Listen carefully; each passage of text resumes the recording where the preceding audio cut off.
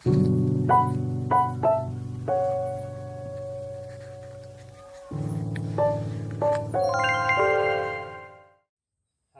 Welcome to the channel.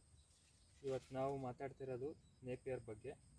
ನೇಪಿಯರ್ನ ತೋಟದಲ್ಲಿ ಏಕೆ ಬೆಳಿಬೇಕು, ಅದರಿಂದಾಗಂಥ ಏನೇನು ಯೂಸಸ್ಸು, ಮತ್ತು ಇದರಿಂದ ಬೆಳೆಯುವಂಥ ಮೇವಿಂದ ನಾವು ದನ, ಕರು, ಆಡು, ಮೇಕೆಗಳನ್ನ ಹೆಂಗೆ ಸಾಕ್ಬೋದು, ಮತ್ತು ಇದನ್ನು ತೋಟದ ಬದುಗಳಲ್ಲಿ ಹಾಕೋದ್ರಿಂದ ಆಗುವಂಥ ಏನೇನು ಉಪಯೋಗಗಳು ಅನ್ನೋದ್ರ ಬಗ್ಗೆ ಇವತ್ತು ತಿಳಿಯೋಣ.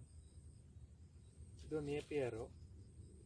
ಇದನ್ನ ಕಾಮನ್ ಆಗಿ ಇದನ್ನ ಸೀಮೆ ಹುಲ್ಲು ಅಂತ ಕರೀತಾರೆ. ಇದು ಬಂದ್ಬಿಟ್ಟು ಒಂದು ಏಕದಳ ಸಸ್ಯ.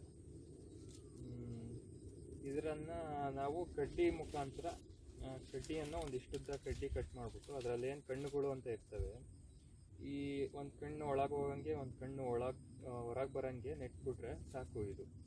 ಇದು ಹಂಗೆ ಚಿಗುರು ಕಾಣುತ್ತೆ. ಮತ್ತು ಇದಕ್ಕೆ ಜಾಸ್ತಿ ನೀರು, ಪೋಷಕಾಂಶ ಏನು ಕೊಡ್ದಲೇ ಇದ್ದರೂ ಒಂದು ಸ್ವಲ್ಪ ಇದು ಒರಟು ಗಿಡ. ನೆಟ್ಬಿಟ್ರೆ ಒಂದ್ಸರಿ ನೆಟ್ಬಿಟ್ರೆ ಸಾಕು. ನೀರು, ಗೊಬ್ಬರ ಏನೇ ಕಮ್ಮಿ ಆದರೂ ಇದು ಅಷ್ಟು ಬೇಗ ಹೋಗ್ಬಿಡಲ್ಲ, ಗಿಡ ಬೆಳಿತಾನೆ ಇರುತ್ತೆ. ಮತ್ತು ಇದು ಕಟ್ ಮಾಡ್ದಂಗೆ ಮತ್ತೆ ಚಿಗುರ್ತಾನೆ ಇರುತ್ತೆ. ನೀವೇನು ಹಿಂದ್ಗಡೆ ನೋಡ್ತಾ ಇದ್ದೀರಾ, ಹೆಚ್ಚು ಕಮ್ಮಿ ಒಂದು 10 ಅಡಿ ಮೇಲ್ಗೆ ಬೆಳೆಯುತ್ತೆ ಗಿಡ. ಮತ್ತು ಇದು ಕಟ್ ಮಾಡ್ದಂಗೆ ಬರೋದ್ರಿಂದ ಎಂಥ ಬೇಸಿಗೆಯಲ್ಲಿ ಕಟ್ ಮಾಡಿದ್ರು ಗಿಡ ಮತ್ತೆ ಚಿಗುರೋದ್ರಿಂದ ನಾವು ಅಗ್ಲಗ್ಲ ಬೇಸಾಯ ಮಾಡೋಂಗಿಲ್ಲ, ಬೀಜ ಹಾಕೋಂಗಿಲ್ಲ.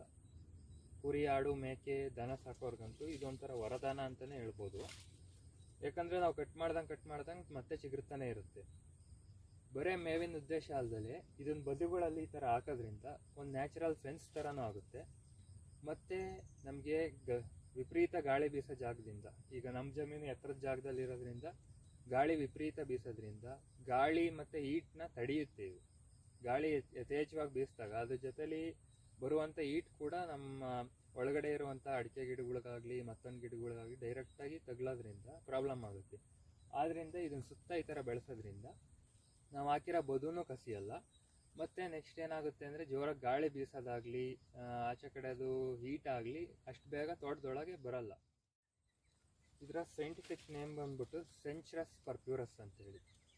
ಇದು ನೇಟಿವ್ ಗಿಡ ಬಂದ್ಬಿಟ್ಟು ಇದು ಉಗಾಂಡ, ಆಫ್ರಿಕನ್ ಕಂಟ್ರೀಸ್ಗಳಲ್ಲಿ ನ್ಯಾಚುರಲ್ ಗ್ರಾಸ್ಲ್ಯಾಂಡ್ಸಲ್ಲಿ ಇರುವಂಥದ್ದು. ಇದೇನು ವೆರೈಟಿ ಇದೆ, ಇದನ್ನೆಲ್ಲ ಹೈಬ್ರಿಡ್ ಮಾಡ್ಕೊಂಡು ಕೆಲವು ಜೊತೆ ಮಿಕ್ಸ್ ಮಾಡ್ಕೊಂಡು ಈ ವೆರೈಟಿ ಬಂದ್ಬಿಟ್ಟು ಅಷ್ಟೊಂದು ಸುಂಕಿಲ್ಲ, ಅಂದರೆ ಏರಿ ಇಲ್ಲ. ಇದು ಎಲ್ಲಿ ಮುಟ್ಟಿದ್ರು ಏನು ಚುಚ್ಚ ಅಂಥದ್ದು. ಮೊದಲೆಲ್ಲ ಬರೋ ಅಂಥವೆಲ್ಲ ಕೈಯೆಲ್ಲ ಎಲೆಗಳು ಹಿಂಗೆ ಕೈಯೆಲ್ಲ ಕೊಯ್ಯವು.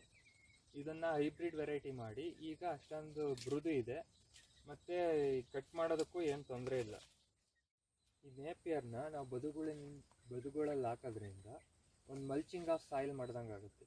ಸೂರ್ಯನ ರೇಸ್ಗಳು ಡೈರೆಕ್ಟಾಗಿ ಸಾಯಿಲಿಗೆ ಬೀಳ್ದಲೇ ಇರೋದ್ರಿಂದ ಮಣ್ಣಿನ ಆರೋಗ್ಯನ ಚೆನ್ನಾಗಿ ಕಾಪಾಡ್ಕೋಬೋದು.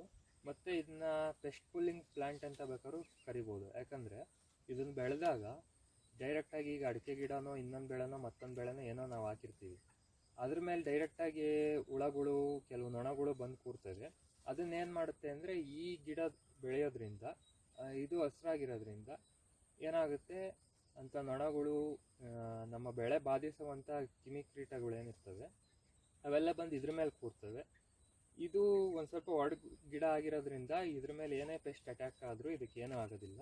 ಆದ್ದರಿಂದ ನಾವು ಬೆಳೆದಿರೋ ಬೆಳೆ ಮೇಲೆ ಅಟ್ಯಾಕ್ ಮಾಡೋ ಅಂಥ ಹುಳಗಳು ಇದ್ರ ಮೇಲೆ ಬರೋದ್ರಿಂದ ನಮ್ಮ ಬೆಳೆ ನಾವು ಕಾಪಾಡ್ಕೊಬೋದು.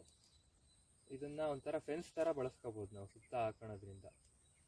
ಹೀಟು ಕೂಡ ಕಂಟ್ರೋಲ್ ಆಗುತ್ತೆ. ಮತ್ತು ಇದು ತುಂಬ ಬೇಗ ಕಟಾವು ಮಾಡಿದ್ದು ಹೆಚ್ಚು ಕಮ್ಮಿ 20 ದಿನಕ್ಕೆಲ್ಲ ಮತ್ತೆ ಇಷ್ಟೇ ಬೆಳೆದಿರುತ್ತೆ. ಆದ್ದರಿಂದ ನಾವು ಏನಾದ್ರು ನಮ್ಮ ಪಶುಗಳು, ಆಡು ಕುರಿಗಳು ಸಾಕಬೇಕಾದ್ರೆ ಇದನ್ನು ಬೆಳ್ಕೊಂಡ್ರೆ ಒಂದು ರಿನ್ಯೂವಬಲ್ ಸೋರ್ಸ್ ಆಗಿ. ಯಾಕಂದರೆ ನಾವು ಕಟ್ ಮಾಡ್ದಂಗೆ ಮತ್ತೆ ಬೇಸಾಯ ಮಾಡೋಂಗಿಲ್ಲ, ಏನು ಮಾಡೋಂಗಿಲ್ಲ. ಜಸ್ಟ್ ಕಟ್ ಮಾಡಿದ್ರೆ ಸಾಕು, ಅದು ಏನು ಮತ್ತೆ ಅದು ಬೆಳ್ಕೊಳತ್ತೆ, ಹಂಗೆ ಬೆಳ್ಕೊತಾನೆ ಇರುತ್ತೆ. ಆದ್ದರಿಂದ ಇದೊಂದು ಬೆಸ್ಟು ಬೆಳೆ. ನಮ್ಮ ಏನು ಪಶುಸಂಗೋಪನೆ ಮಾಡೋದಿರ್ಬೋದು, ಆಡು ಕುರಿ ಸಾಕೋದಿರ್ಬೋದು, ಒಂದು ರಿನ್ಯೂವಬಲ್ ಸೋರ್ಸ್ ಆಫ್ ಫಾಡರ್ ಇದು. ಮತ್ತು ಇನ್ನೊಂದು ಉಪಯೋಗ ಏನಂದರೆ ಇದು ಬೆಳೆಯೋದ್ರಿಂದ ಬೇರೆ ಗಿಡಗಳನ್ನ ಡಾಮಿನೇಟ್ ಆಗೋದಕ್ಕೆ ಬಿಡಲ್ಲ. ಇದು ಡಾಮಿನೇಟ್ ಆಗಿ ಬೆಳೆಯುತ್ತೆ. ಮತ್ತು ಇದ್ರ ಸುತ್ತಮುತ್ತ ಬೇರೆ ಕಳೆ ಸಸ್ಯಗಳನ್ನ ಅಂಥವಿಂಥವನ್ನ ನಮಗೆ ಬೇಕಾದಂಥ ಸಸ್ಯಗಳನ್ನು ಇದು ಬೆಳೆಯೋಕ್ಕೆ ಬಿಡಲ್ಲ. ಆದ್ದರಿಂದ ನಾವು ಕಳೆ ಬೆಳೆದಂಗೆ ಈ ಬೆಳೆ ಬೆಳ್ಕೊಳೋದ್ರಿಂದ ನಮಗೆ ಪ್ರಾಣಿ ಪಕ್ಷಿಗಳಿಗೆ, ನಮ್ಮ ಹಸು ದನ ಕರುಗಳಿಗೆ, ಕುರಿ ಮೇಕೆಗಳಿಗೆ ಕೂಡ ಹಾಕ್ಕೊಬೋದು. ಮತ್ತು ನಮಗೆ ಬೇಕಾಗಲಿಲ್ಲಂಥ ಕಳೆ ಗಿಡಗಳನ್ನು ಬೆಳೆಯೋಕ್ಕೆ ಬಿಡಲ್ಲ.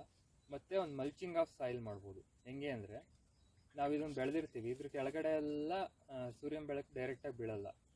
ಹಂಗಾಗಿ ಮಣ್ಣಿನ ಮತ್ತು ಬೇರುಗಳು ಆಳವಾಗಿ ಬಿಟ್ಕೊಳೋದ್ರಿಂದ ಇದು ಮಣ್ಣಿನ ಸವಕಳಿ ಆಗೋದನ್ನು ತಡೆಗಟ್ಟುತ್ತೆ.